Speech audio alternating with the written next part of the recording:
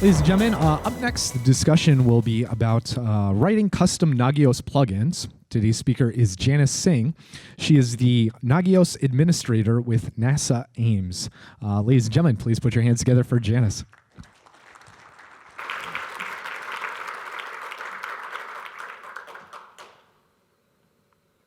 Okay, so as you said, we're going to be talking about custom Nagios plugins.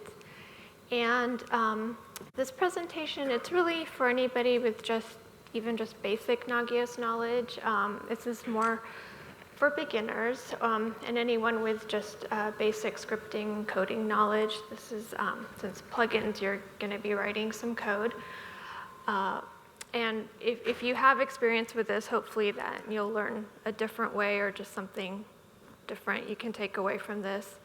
We're going to talk about what a plugin is, how to write one, and a little bit on troubleshooting, although tomorrow there's going to be another presentation that's going to talk more about troubleshooting plugins. So I work at NAS, which stands for the NASA Advanced Supercomputing. It's at NASA Ames out in Northern California. I've been using Nagios for about 5 years, and when I inherited the project, we were using Nagios 2.10, so we've since upgraded, and I was going to say that we're using the current Nagios, but I just found out that I guess 3 weeks ago there was a new one that got released, so not quite current. And in that time, I've written and maintained about 25 plugins. And the first Nagios conference I went to when I was a newbie, not really sure what I was doing, there was a presentation on how to write plugins, and I had found it extremely helpful and hadn't seen anything in the past couple years on that, so I thought it would be something helpful to talk about. So a little bit about our Supercomputing Center. Our main computer that we use is Pleiades. As you can see, it's a very large supercluster. It has over 100,000 cores. Another popular one is that the users use is Endeavor, which is two systems that have shared memory, and then Merope, which is kind of a little bit like a mini Pleiades, which has about 13,000 cores. And then we have our Hyperwall visualization cluster, and it's a full screen we have. It's as you can see, it's 23 feet by 10 feet. It's 128 screens, and as mentioned, it's for visualization. So it's a great way to see the data that the scientists are working with. And then, of course, with all that, we're going to have a lot of storage. So we use Parallel DMF. It's an SGI product, and with that, currently, we have 47 petabytes of unique data stored. So we have one main Nagios server. I mean, we do have our test server, but we're not using high availability. And that server, we have many of our systems are behind a firewall. So we send that data through an RDP, which was mentioned in the opening presentation. That stands for Nagios Remote Data Processor. We prefer that one because it uses Apache. We don't have to run a separate daemon for that. And then we do have some other clusters behind the firewall. Some use NRPE, which is the Nagios Remote Plugin Executor. Others use SSH. They have their pros and cons, both of them, and it's not in the scope of this presentation really to get into that. Then we've written a post processor. It's a separate daemon that runs. It is used to prepare our visualization. It uses the Nagios APIs. We use Core, and so we use the APIs through that.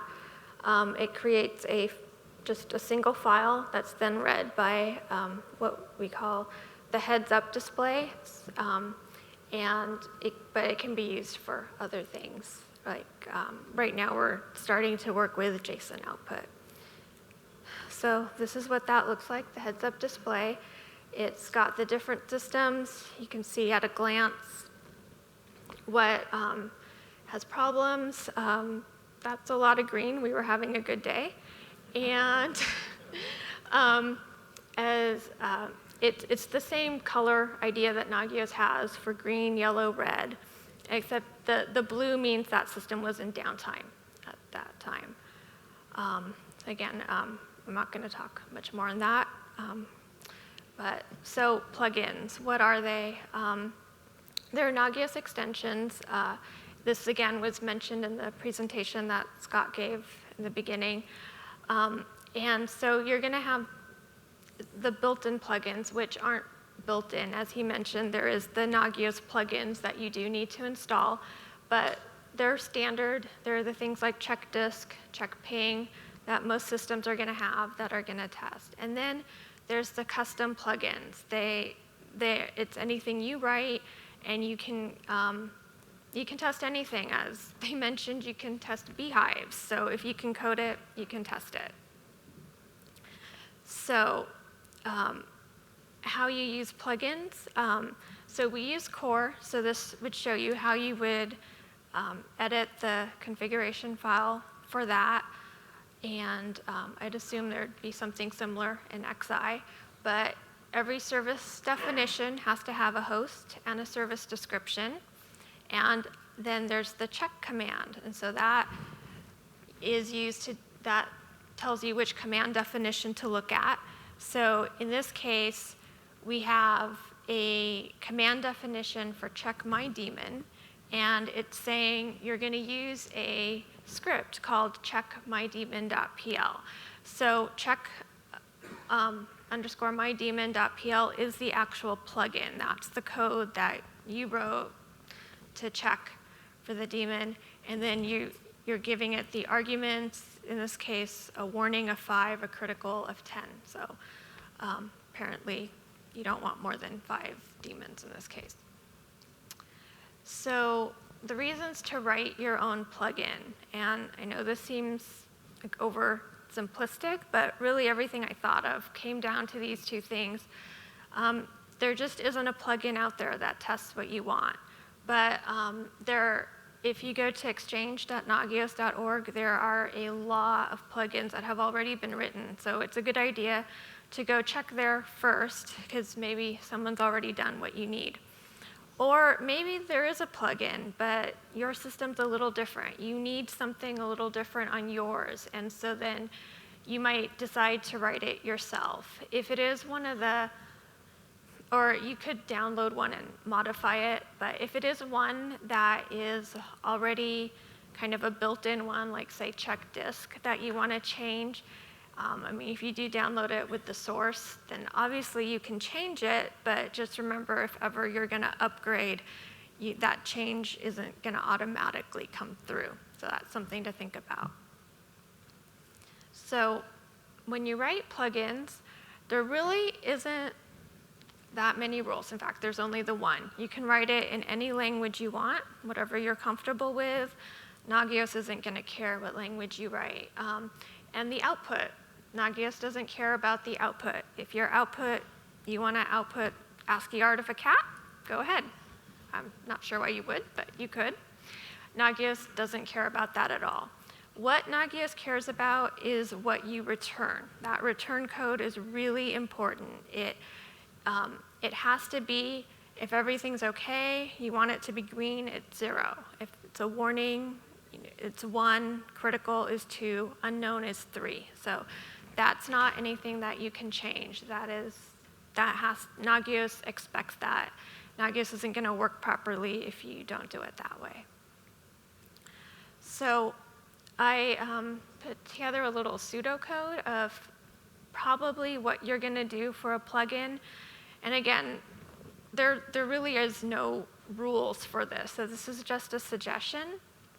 But generally, if you're using object-oriented code, first, obviously, you need to initialize the object.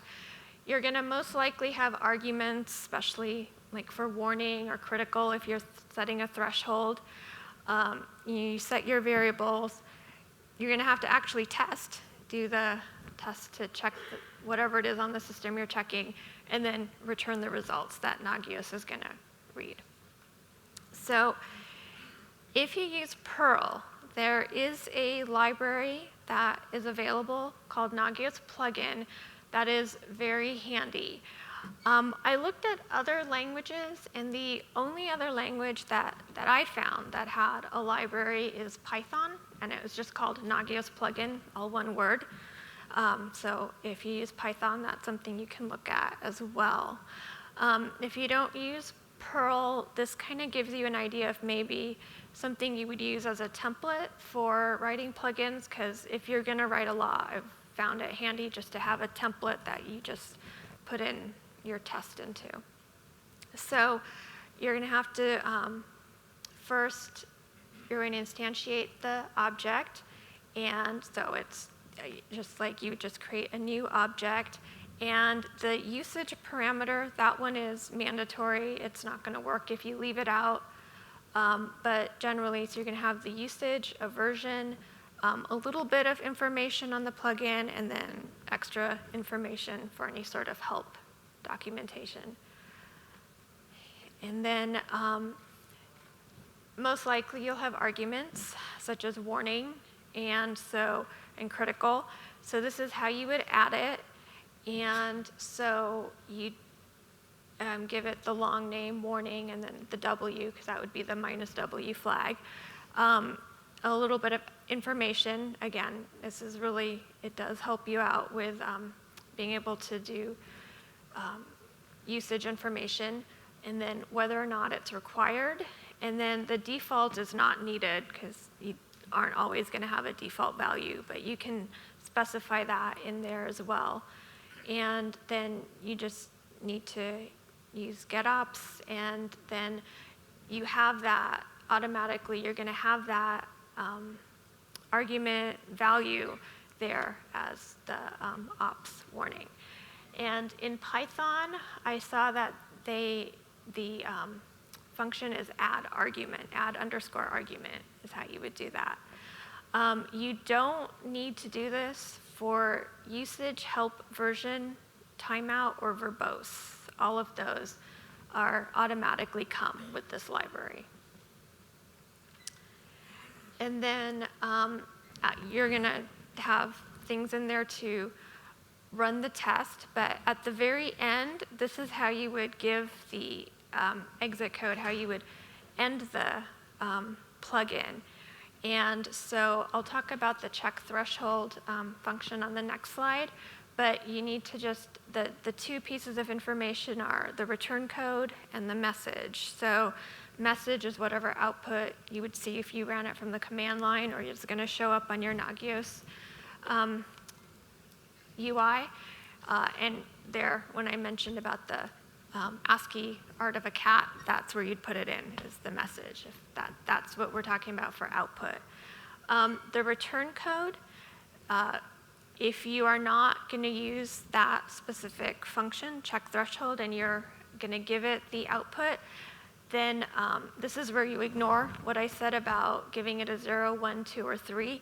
It actually wants the text of OK, warning, critical, or unknown.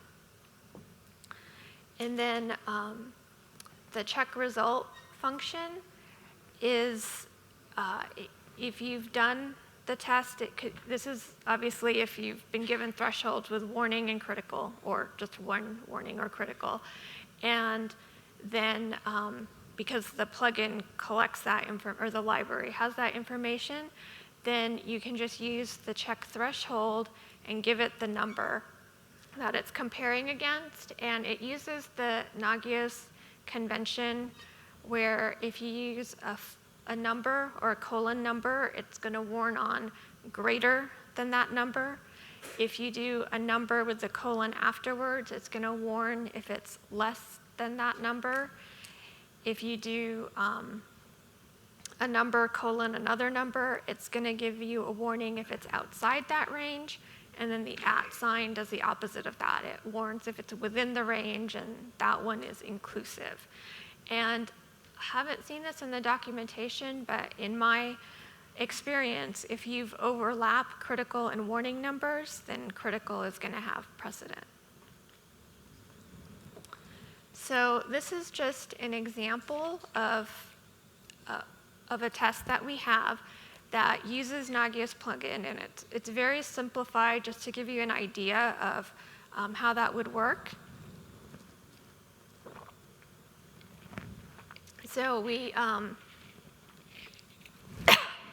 excuse me. And so you would create the object, and here, as you can see, we're only going to be pulling in one argument of the file system, and there's only two options for the output. It's going to output OK if it's mounted or critical if it's not. So here, we're adding the argument. It's for the file system. There's not a whole lot to it. It's required, and it needs a string.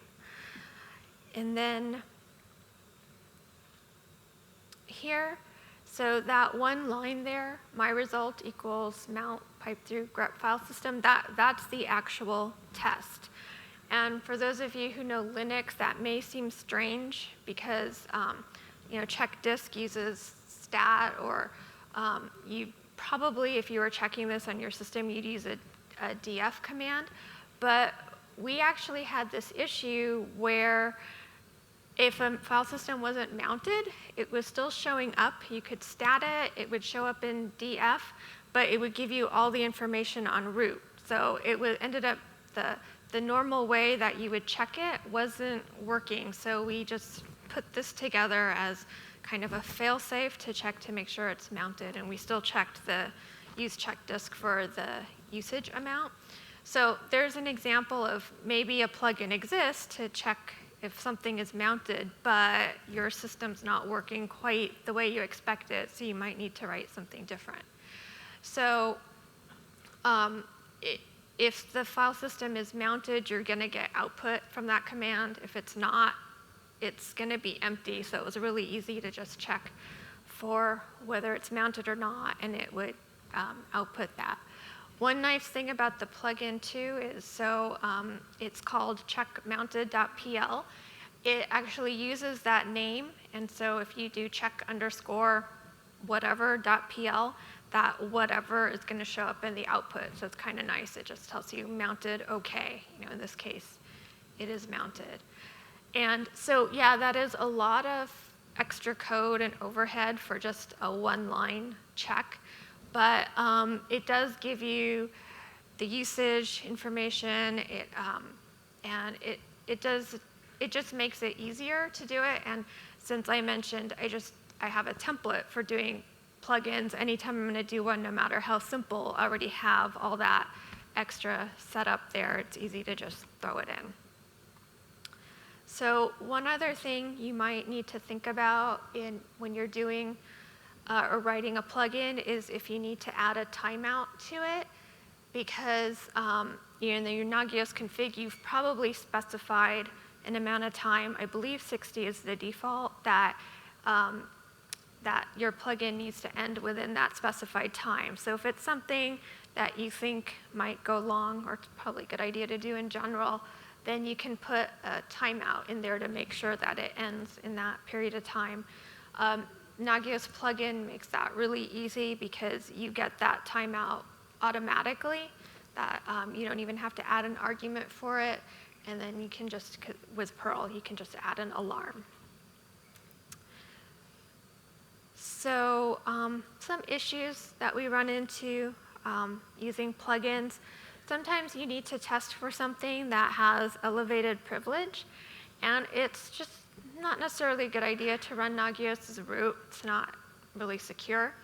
So one way we get around that is to run the test via a cron job and write the info into just a file. And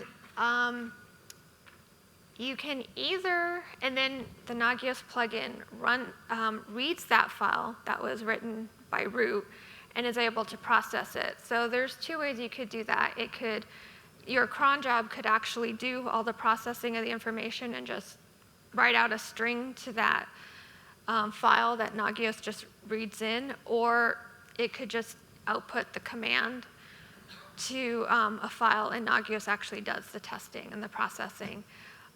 So even though Nagios is in cron, they're both schedulers, but they can work together.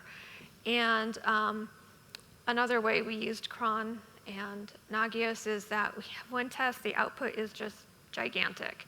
And when you use NRDP, it's actually on the command line, and it was just so long that it couldn't handle it. So we just use SCP to get that output over to the main Nagios server, and then Nagios has no problem processing a file that big and outputting it. So again, you can use cron and Nagios together. And then Nagios has performance data that you're it collects extra information that you can use. It does graph it in the back end. And so if you want Nagios to be collecting information from your plugin, you can easily add that. It's just a pipe to tell it that the rest of the information here is performance data, and it's just key value pairs, and the values need to be numeric. And so that way you can also take advantage of that. You do need to have the process performance data option, though, enabled in your configuration. So a little bit on troubleshooting. So sometimes you're going to look and the output and your Nagios display is going to say return code, some number is out of bounds. So again, if your script returned anything other than 0, 1, 2, or 3, you are going to see that error. Sometimes there is something within Nagios that causes that problem, and so that's where Google helps. You can just Google return code, whatever number is out of bounds, and the word Nagios, and it'll tell you what that number means. So for example, 13 tells you that there was a permission error. Sometimes you're going to search, and the best thing you're going to come up with is something went wrong, and so that's not entirely helpful. But you just do the best you can to debug that, and the support forums are great. That the developers usually look at that, or even just the rest of the community might be able to help you out with that. And I noticed that the ones that were just hard to figure out, that I never did know why they popped up, when I switched to using the Nagios plugin library, those seemed to go away. So it definitely added stability to our Nagios. And then the other thing you can do is, obviously, you run the plugin from the command line, but it's important that you're running as the same user that Nagios runs in, and also check the configuration that you're actually passing in the arguments you think you're passing in, and what you get from the command line should match what Nagios is getting. So, a lot of times the problems just come down to timing. First start with the ones on the files. So if you're running a cron job that is writing information to a file and Nagios is coming in and reading that, you could have timing issues where the cron job has the file open, hasn't quite started writing to it, and Nagios comes in to read it, and it doesn't have any information, and then things get weird. And so it's always a good idea to make sure you lock files and make sure your plugins respect those locks. Another thing that we sometimes use files for in our plugins is we're checking to see how data has changed over a certain amount of time. So we'll write out the current state to a file, then the Nagios check runs 5 minutes later, and we check the current against what was in that file.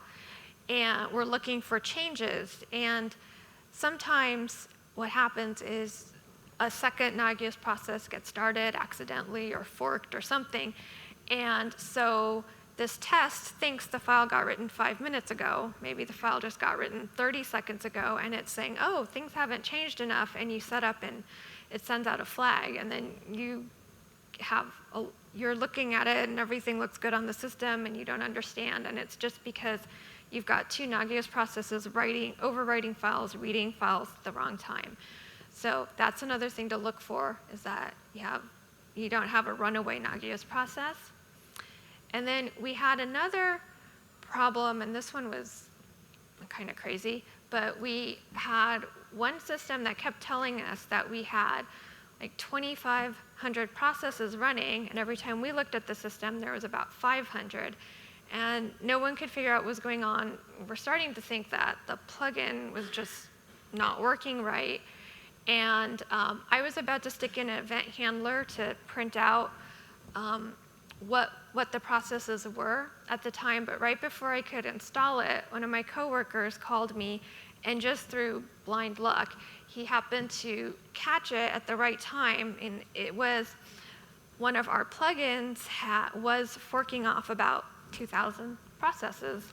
And because the way Nagios scheduled it, it was scheduling the two tests back to back, so check processes was only running every time this one plugin had launched that many processes. So it turned out that no one knew what that plugin was or what it was for, why we were running it. So I was able to solve that problem by just getting rid of it. But I guess the lesson to learn there is that when these plugins are running, they're checking the state of a system that is changing constantly. So sometimes it is hard to track down why something's happening, what's going on. So if you can, try to use the event handlers to figure out what's happening on the system at the moment that plugin is running to give you a better idea. And this is just a personal opinion, but I think the perf data log is one of the most useful for debugging. So if you have that enabled, that's really helpful. So does anyone have any questions? Feel free to put your hand in the air. I will come by personally with the microphone. Anyone have any questions for Janice?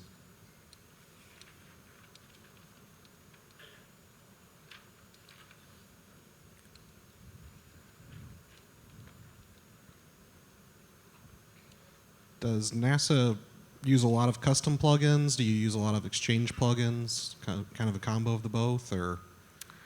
A lot, actually. The built-in plugins do a lot of what we need, but otherwise, there's been a few from Exchange, and then the rest, yes, we write. So I'd say 50-50 between custom and built-in. You mostly use Perl to do those, or? Yeah, and it's just, I'm the main administrator, and I prefer Perl, so that's the reason. Yeah, there's no, I don't think there's any reason why to use one language over another, just what you're comfortable with.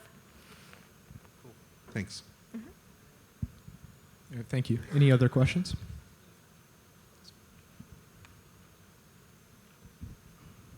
Is there any way we can submit perf data with a different timestamp?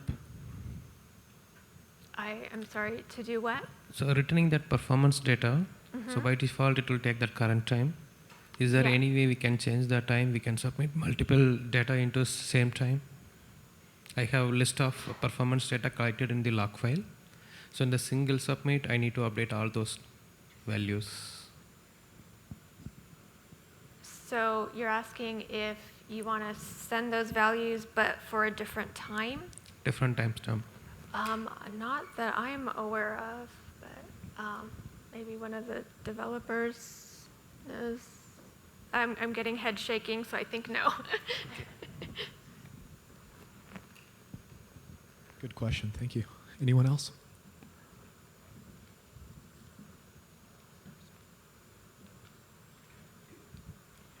Hi there. You've mentioned using both an RDP and SSH. Why using two of them? And also, are you only monitoring Silicon Graphics machines or other machines as well? They're mostly Silicon Graphics machines. Most of the machines we have in our facility are, but not everything. Why NRPE and SSH? I just, honestly, it's because I'm not sure which one I like better, so I'm trying both. And and also some of the systems, just the way the hardware is, if I use NRPE, it's not as stable. I'm having issues. I think the issue is with XINetD, actually. And other ones, they work better with SSH. So I think it has to do with our systems, not necessarily one or the other. SSH also has the added value of not having to install any clients. Well, that's true. Which is a good thing. Yeah, it's already there. Long live Linux and Unix. Yeah.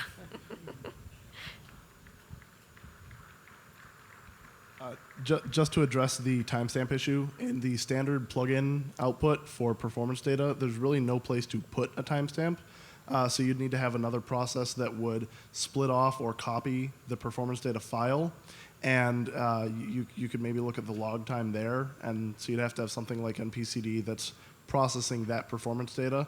But it's basically just a label and a unit of measurement and then some numbers that represent the warning and critical and minimum and maximum values optionally.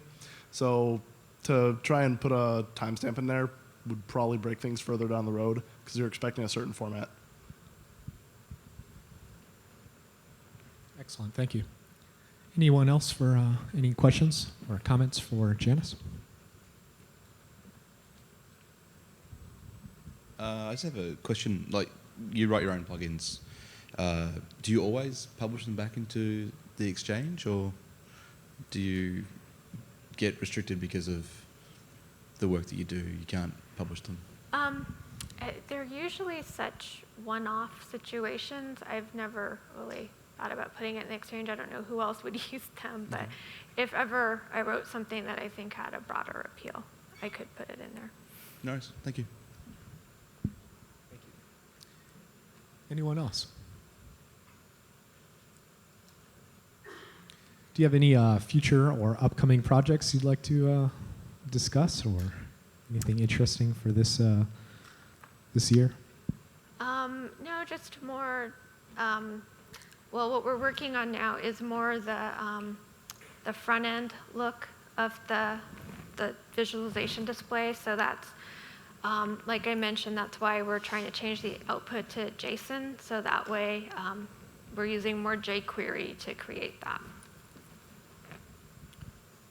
What was your most challenging plugin to write? Your biggest problem to solve with a plugin?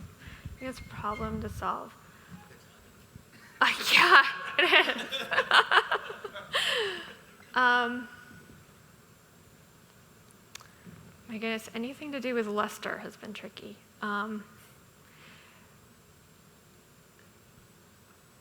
I think really it's the situations where you're dealing with writing out to a file, testing if things are different, checking the deltas. That, for some reason, it seems a little trickier reading in the files and doing it that way, as opposed to just a straight test of what's happening on the system right now. Anyone else?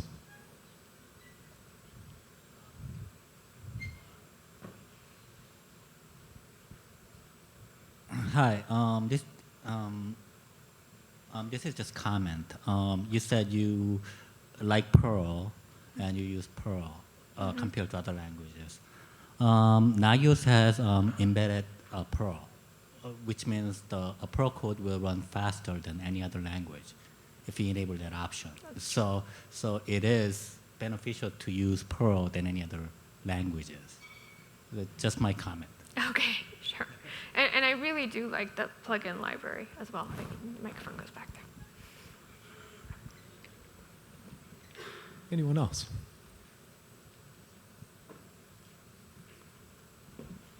I just wanted to re-comment about the embedded Perl and say that some plugins do not work well with it.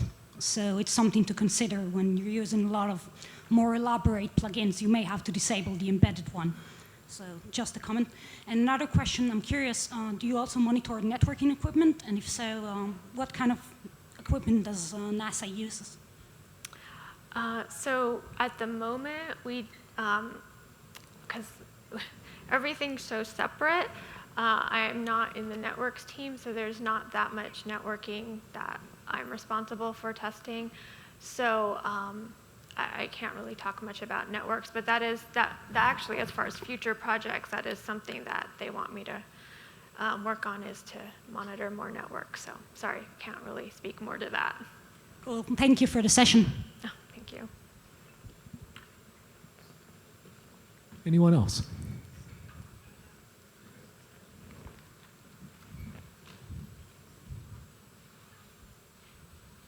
What do you use for creating your HUD? I mean, I can see it could be something that could be done in Nagios. I'm sorry, can you specify what you Your mean? heads-up display. Is that custom code, or do you use Oh, yeah, it's like custom in code. Nagios? No, it's custom code, and so, yeah, we're upgrading it to use JSON output from that daemon that we created, and it's going to use jQuery. So. Okay. All right. Well, ladies and gentlemen, if there's no other questions here for Janice, please put your hands together. Give her a warm round of applause. Thank you.